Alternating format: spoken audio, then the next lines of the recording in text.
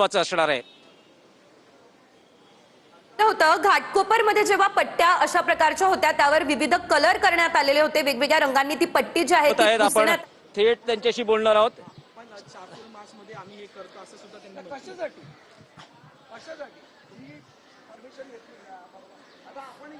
तर थेट आपण पुन्हा एकदा दादर मधली ही दृश्य पाहू शकतोय। या पट्ट्यांचा जो वाद आहे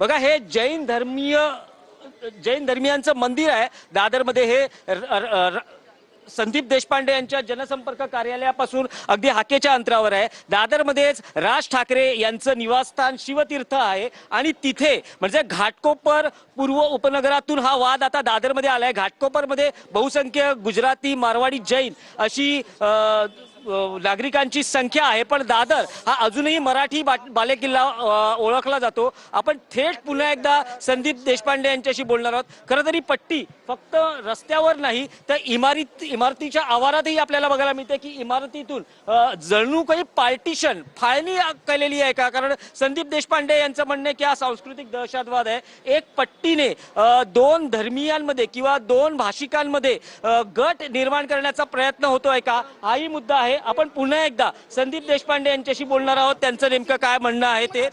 संदीप, दोन भाषिकांमध्ये वाद लावण्याचा प्रयत्न आहे का? नाही, मुद्दाम जाणीवपूर्वक धार्मिक तेढ निर्माण करण्याचा प्रयत्न करतायत। आमचा याला विरोध आहे। कुठलाचाही धर्म हा रस्त्यावर नसेल तर त्यांच्या घरात त्यांनी पाळावा। नाही, दोन भाषिक समूहातले आमच्याकडे काय तेढ निर्माण करणार? कोणाची हिंमत आहे?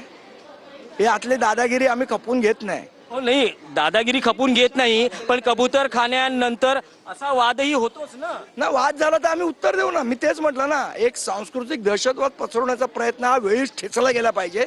नाही ठेचला तर तुमच्या डोक्यावर बसेल। या विभागाचे शाखाध्यक्ष आहेत संतोष साळी। संतोष साळी, तुम्ही इथे मनसेचे शाखाध्यक्ष आहात, तुम्हाला हा प्रकार कधी लक्षात आलेला आहे? आता हे देऊळ बांधून 3-1 वर्ष झाले आणि आता हे 1 वर्षापासून ह्यांचं पांढरे पट्टे त्यांनी त्यांच्या गेट पर्यंत मारलेले होते।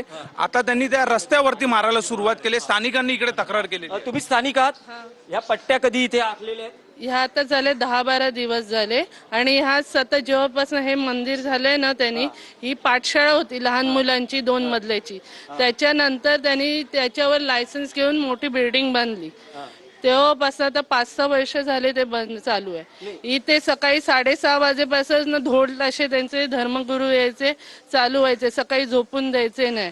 त्यांचा चातुर्मास झाला की चालू की अख्खा दिवस गाणी। हे भोसले काकी आहे, त्यांची मुलगी वकील आहे, तिने सगळे कोर्ट केस करून दरवेळेला पोलीस कंप्लेंट टाकून सगळ्यांनी भांडून मग इकडचा दरवाजा आहे तो बंद केला आणि तो मेन रोडला आहे। म्हणजे या जैन धर्म मंदिराचा तुम्हाला कसा त्रास होतो? भरपूर, स्टार्टिंगला भरपूर रोड। ही जी पट्टी आहे ही गेल्या 4-5 वर्षांपासून आखली जाते।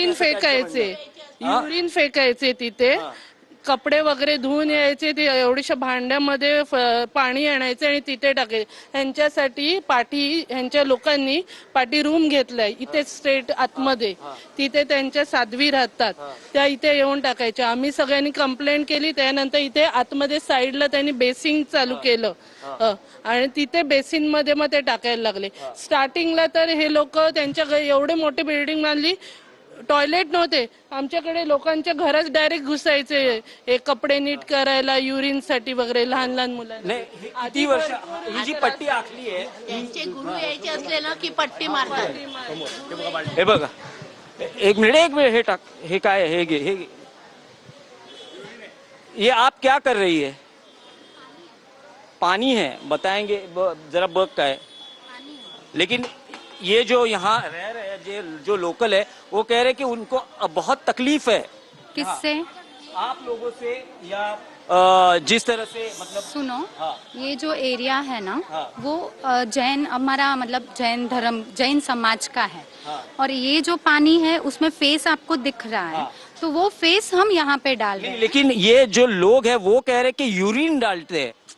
जिसने बोला उनको लेके आओ, हम उनको दिखा सकते हैं कि ये है वो जो लोग हैं वो कह रहे हैं अभी। हाँ तो ठीक है, हमारे ट्रस्टी लोग भी अंदर होते हैं, तो हम उनको पूछ ले, उनको आप पूछ सकते हो कि हम क्या डालते हैं।